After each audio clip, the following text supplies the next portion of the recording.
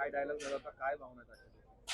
अलीकडच्या काळामध्ये ते थोडं व्यतीत व्हायला पाहत होते, कारण मी एवढी कामं करतो, एवढ्या ठिकाणी विकासाच्या मागे लागले, रात्रंदिवस बारामतीकरांसाठी हे करतो, परंतु मला खंत आहे की म्हणजे प्रत्येक वेळेला कुठेतरी गालबोट का लागते, कारण त्यांना एक दिवसात होतं की मी जर एवढं करत असेल तर त्याची पोचपावती मला प्रत्येक वेळेला मिळाली पाहिजे. आणि त्याच्यामुळे त्यांचा अट्टहास होता, ध्यास होता की हे सगळं घडलं पाहिजे, परंतु जेव्हा ते घडत नव्हतं आणि अलीकडच्या काळामध्ये राजकारणामध्ये त्याला आपण म्हणतो ना की वेगळे स्वरूप प्राप्त होत असताना मात्र त्यांच्यासारख्या व्यक्तिमत्वाला ते सहन होत नव्हतं. म्हणजे नुकतेच झालेल्या महापालिकेच्या निकालानंतर दादांनी ही प्रतिक्रिया दिली असं तुम्हाला वाटतंय? हां, हो.